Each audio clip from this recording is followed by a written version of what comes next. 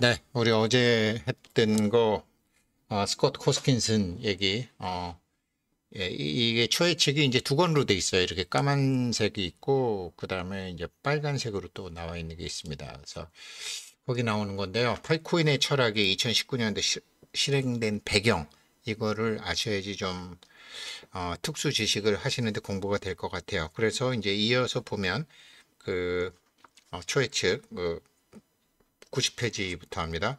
블록체인 기술이 가파의 독점력을 약화시킬 수 있다는 건가요? 독점 문제는 가파에만 구글되지 않습니다. 우버, 에어비앤비, 네이버, 카카오, 신흥 IT 기업도 문제입니다. 우버는 세계 최대의 교통회사이지만 차를 한 대도 보유하고 있지 않습니다. 하지만 차를 가진 사람이 자신의 수송 능력을 다른 사람에게 팔 수 있게 연결해주는 서비스를 제공함으로써 수수료를 챙깁니다. 에어비앤비도 마찬가지로 호텔 한 채, 집 한 채도 소유하지 않고도 수요자와 공급자를 연결해주는 대가로 돈을 벌고 있습니다. 이들은 새로운 비즈니스에서 시장을 독점하고 중개료로 수익을 얻지만 노동법의 규제는 빠져나갑니다. 사람 채용 거진 안 하니까요. 그러면 어떻게 우버와 에어비앤비를 없앨 수 있을까요? 이런 중개자는 블록체인을 이용한 스마트 컨트랙트로 간단하게 없앨 수 있습니다. 스마트 컨트랙트란 프로그래밍된 조건이 모두 충족이 되면 계약 내용이 자동 이행되는 시스템으로 제3자 없이 개인 간 직접 거래를 가능하게 해줍니다. 그렇게 되면 시장을 독점하고 운전기사를 착취하는 중앙 집권화된 기업은 소멸하고 말 거예요. 아무리 잘 나가는 사업이어도 새로운 기술의 등장을 간과해서는 안 됩니다. 신문업계가 좋은 사례입니다. 신문은 오랫동안 미디어 시장에서 큰 지배력을 갖고 있습니다. 하지만 1990년대 출현한 인터넷이 신문사들이 따라온 전통적인 수익 및 유통 모델과 정면으로 충돌했죠. 처음에는 신문업계가 인터넷을 대수롭지 않게 생각하지 않았습니다. 매달 매년 구독률이 떨어지고 나서야 자신들의 낡은 방식을 고수하고 있다는 것을 알았죠. 지금 우리나라 조선일보, 중앙일보, 동아일보 다른 신문들 전부 마찬가지죠. 자기네들이 몇 부를 발행하는지 밝히지도 않죠. 신문 발행하고 난 다음에 곧바로 폐지로 그냥 하죠. 광고비 단가는 낮추지 않죠. 완전히 지식 깡패 업체로 참 전락해버리고 말았죠. 얼마나 더 버틸려는지 봐야죠. 그렇게 매달 매년 구독률이 떨어지고 나서야 자신들의 낡은 방식을 고수하고 있다는 걸 깨달았죠. 광고 수익과 구독 수익이 줄어든 신문사들은 현재 심각한 경영위기를 겪고 있습니다. 저는 블록체인 기술이 반드시 가파를 무너뜨릴 것이다 라고 생각하지는 않습니다. 가파는 영리하며 적응력이 탁월합니다. 우리나라 언론사와 마찬가지죠. 하지만 블록체인의 기술의 등장으로 인해 이들 기업은 자신들과 고객과의 관련성을 제고하지 않을 수 없었을 것입니다. 사용자에게 이칠 권리를 되돌려주다. 21세기 산업지형에 지각 변동이 일어나고 있습니다. 자동차 업계에서는 수소 자동차나 전기 자동차가 세력 구도를 다시 그리고 있고, 에너지 업계에서는 풍력 발전이나 태양광 발전이 기존의 화력 발전이나 원자력 발전을 대체하고 있어요. 처음에는 가파 등의 IT 기업들도 그런 혁신 기업으로 등장했습니다. 그들의 사업 모델은 고객의 행동과 취향, 소비 활동 등을 포함하는 빅데이터를 사용해서 수익을 창출하는 것을 전제로 합니다. 하지만 이제 개인정보와 사생활 보호에 대한 권리의식이 높아지면서 프라이버시가 새로운 사업 모델로 부상할 것입니다.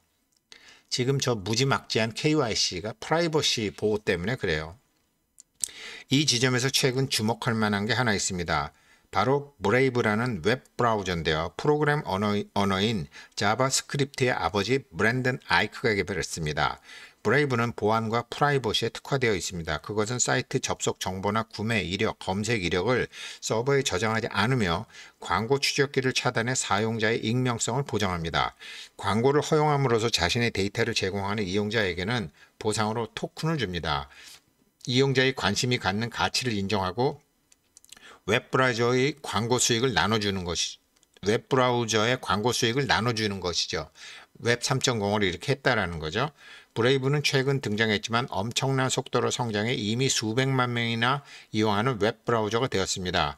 조만간 구글의 크롬이나 모질라의 파이어폭스 같은 선발 주자들을 앞지를 것으로 보입니다. 이 새로운 기술이 5년 후 10년 후에 가져올 변화에 대해 기업들은 주목해야 합니다. 예를 들어 브레이브가 성공적으로 안착한다면 다른 웹 브라우저 회사들은 브레이브가 가진 능력과 제공하는 서비스를 받아들일 필요가 있습니다. 가파도 살아남기 위해 자신들이 제공해야 한 서비스의 바람직한 면은 그대로 두면서도 사용자가 포기할 것을 적게 만드는 방법 아니면 일시적으로 포기하더라도 탈퇴 시에는 사용자의 권리를 되돌려주는 방법을 고안해야 합니다. 완전히 거꾸로 가고 있죠. 인공지능이 생기고 난 다음에 뭐 자기 게 다 인터넷에서 사업계획서 이메일로 주고받았던 거 통째로 다 올라가 있죠, 지금. 계정을 삭제함과 동시에 프로필을 비롯해 나의 모든 디지털 흔적이 삭제되는 세계, 즉 잊혀질 권리가 있는 세계를 요구하는 사람들이 많아지고 있습니다. 그리고 블록체인 기술은 고객이 더 많은 권한을 갖는 새로운 세계를 만들어낼 잠재력을 갖고 있습니다. 이게 파이코인 오너들의 지금 핵심 전략이에요. 자본주의는 진화 중. 자본주의에 대한 선생님의 생각을 듣고 싶습니다. 인간은 더 풍요로운 삶을 추구합니다. 그리고 시장과 자본주의는 더 좋은 교통수단, 더 깨끗한 공기, 더 나은 교육, 더 많은 병원이 있는 사회를 만들어내는 도구로서 인류에게 기여해 왔습니다. 물론 자본주의가 유일한 도구는 아니며 현재의 주의는 최근에 획득한 것입니다.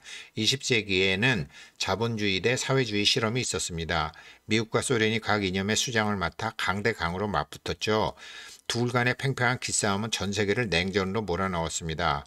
사회주의는 자본주의와 전혀 다른 방법으로 인간을 행복하게 할 수 있다고 주장했습니다. 이 대결에서 승리하면 마침내 진정한 평화가 도래할 것이고 생활은 더욱 풍족해질 것이며 교육과 의료는 무상으로 누릴 수 있고 누구나 마음 놓고 살 수 있는 안전한 사회가 실현될 것이라고 인민에게 약속했죠.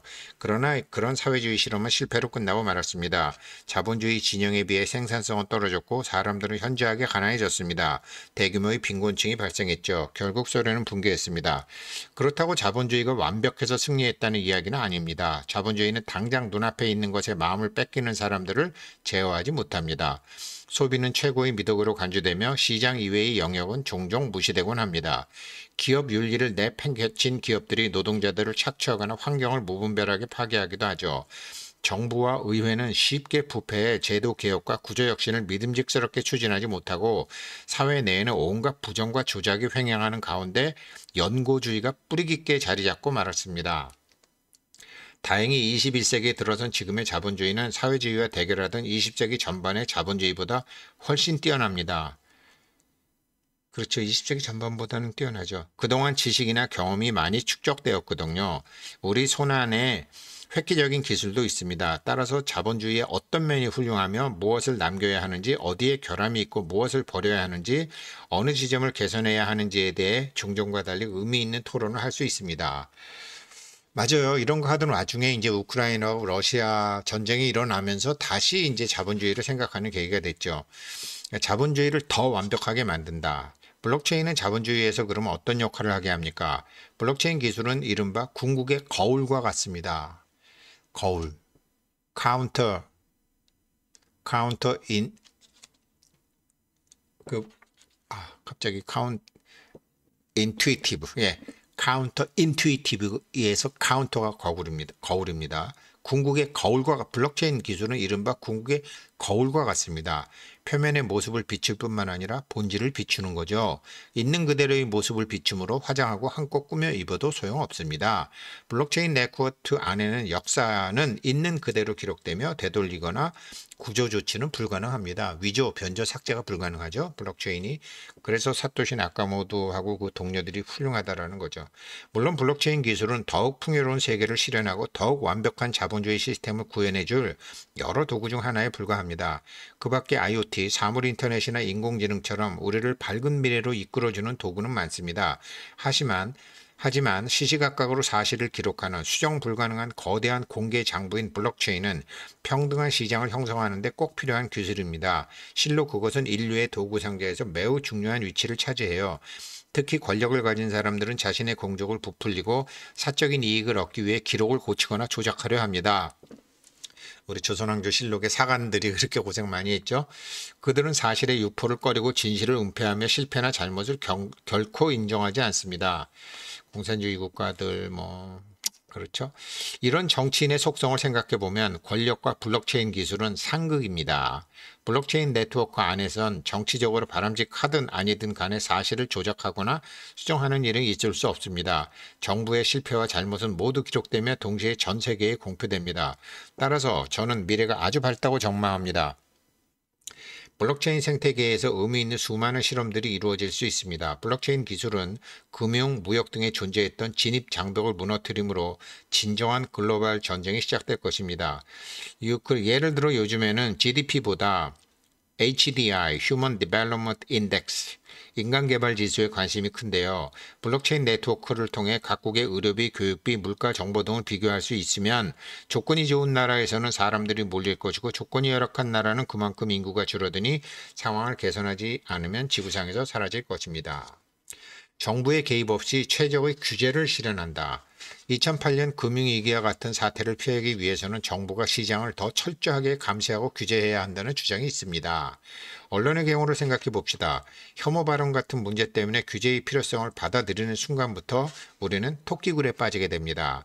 그때의 상황이나 분위기는 어땠는지, 그 발언이 무엇을 의도했는지, 농담이었는지, 진담이었는지, 사람들이 농담에 과잉 반응한 것은 아닌지 등의 논의가 정치화됩니다.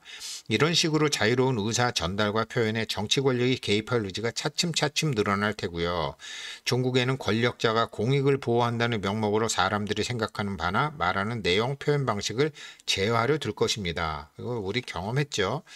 애초에 현 정부나 지도자를 비판할 수 없게끔 사람들 마음을 조작하는 일도 가능합니다. 시장도 똑같습니다. 시장은 경제적 자유의 표상입니다. 그리고 경제활동이란 사람들이 타인과 관계를 맺고 조화를 이루려는 의지의 표출입니다. 시장은 어떤 집에 살지 무엇을 먹을지에 대해 여러 안을 제시합니다. 그리고 선택은 소비자의 몫으로 남습니다. 시장은 자기 효용을 극대화하려는 개개인의 자유로운 경제활동을 장려하고 그 속에서 사회 전체의 부를 증가시킵니다.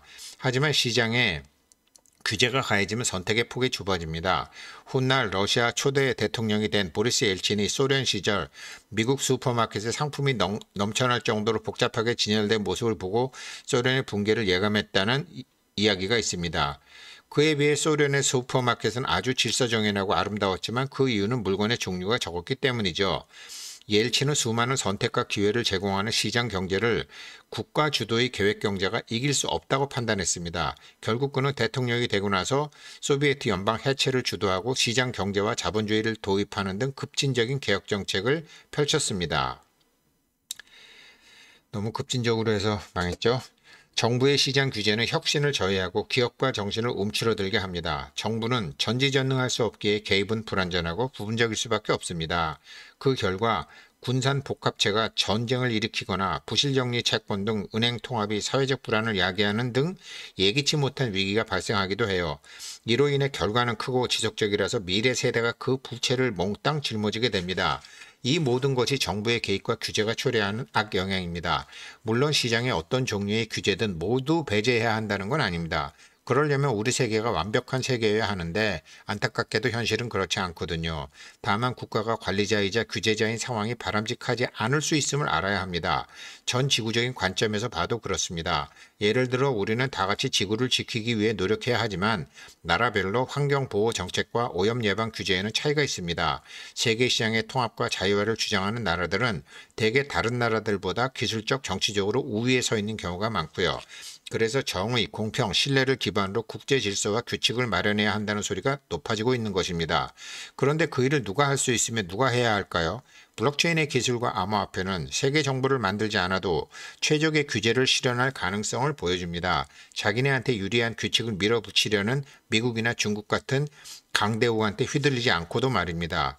기술 하나가 뭐 그리 대단한 힘을 갖느냐고 반문할 수도 있습니다. 하지만 북한, 이란, 이스라엘, 러시아, 중국, 미국처럼 반목하며 서로의 존재를 인정하려 들지 않는 나라들도 모두 무선 네트워크 와이파이 기술을 사용합니다. 공통의 도구는 이념과 국경을 넘어 세계를 하나로 이어줍니다. 근데 뭐 와이파이 북한도 안 하고 이란도 안 하고 중국도 안 하고 만리벽화 러시아도 요즘은 안 하고 그렇죠? 아이고, 언제까지 안 할 수 있을지 한번 보자고요. 블록체인 기술도 마찬가지입니다. 우리는 손안에 있는 이 기술을 이용해 규제를 할 수도 있고 시장을 작동하게 할 수도 있습니다. 게다가 블록체인 기술은 스스로 진화하는 힘과 자기 회복력을 갖췄습니다.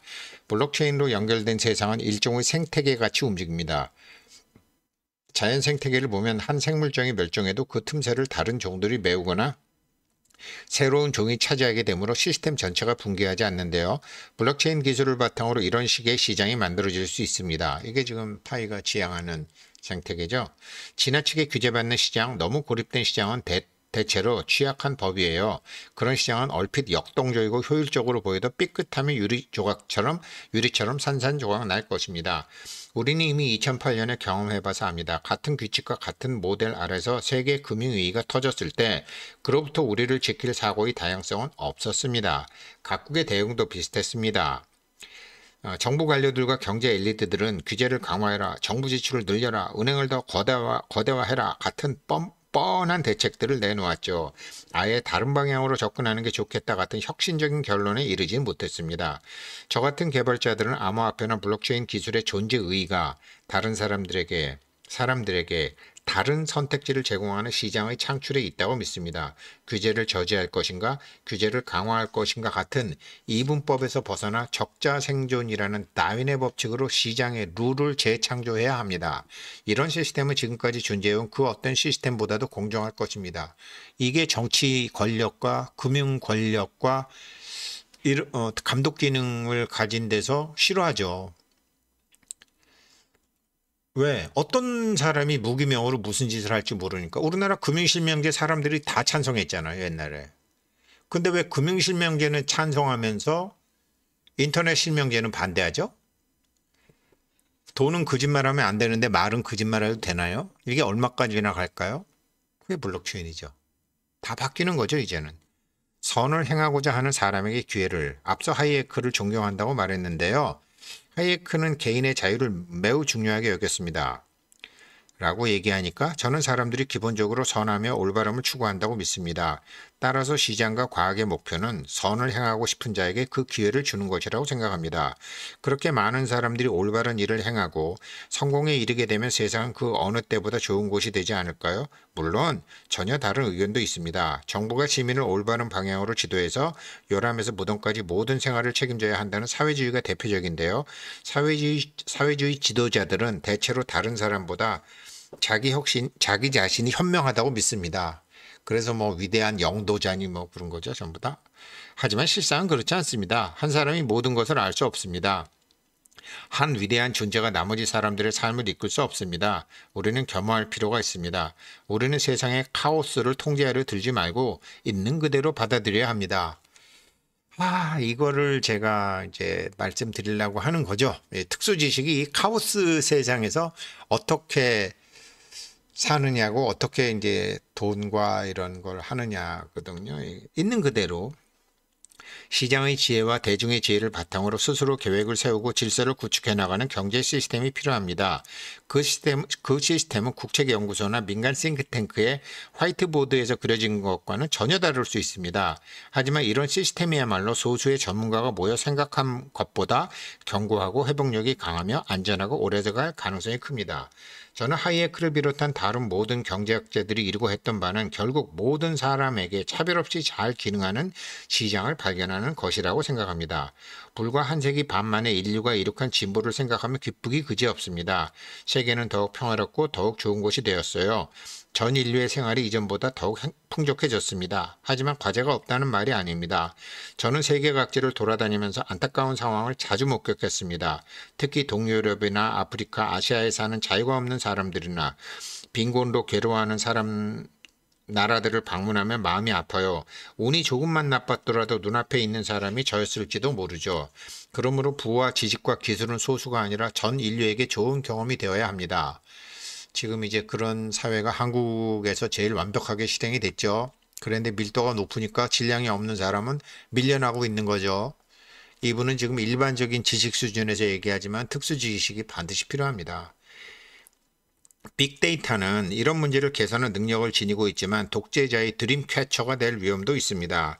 드림캐쳐라는 것은 이제 그 거미줄 거미줄을 얘기하는 거, 거미줄. 그러니까 원형 틀의 거미줄처럼 실드를 엮은 모양을 가진 아메리카 원주민의 전통 주술품, 침대 밑이나 창문에 걸어 놓으면 악몽 등의 사악한 기운을 잡아준다고 한다. 그렇게 되는 거죠. 이제 그렇게 예를 들어 중국의 사회 신용 시스템은 정부가 시민의 소득이나 경력, 인터넷 사용 기록 등을 한데 모아 점수화해서 시민에게 등급을 매기는 제도입니다. 등급이 나쁜 시민은 여행도 갈 수 없고 직장에서 해고되며 은행 계좌도 폐쇄된다고 하네요. 이것은 빅데이터가 초래할 수 있는 무시무시한 디스토피아죠. 사회 신용 시스템이 전 세계로 나가는 것을 막기 위해서라도 이런 중국의 사회 신용 시스템 같은 것이 한국에 들어온다고 생각해 보세요. 우린 정신 바짝 차려야 합니다. 제 외할아버지는 한국 전쟁에 참전했고 제 아버지 세대는 베트남 전쟁을 겪었습니다. 이처럼 각 세대는 저마다의 시련과 과제를 해결하려고 노력했습니다. 저는 우리 세대에도 충분히 할 수 있다고 생각합니다. 이게 이제 2019년도에 그 이더리움을 만든 차스 호스킨슨이 보는 암호화폐의 세계였는데요. 이 사람이 어떤 뷰를 얘기했지만 디테일은 이더리움도 하지 못하고 비트코인도 하지 못했습니다. 그거를 지금 4년째 파이코인이 하고 있다고 저는 생각합니다. 예, 초예측을 통해서 오늘 월요일 공부 한번 해봅니다. 고맙습니다.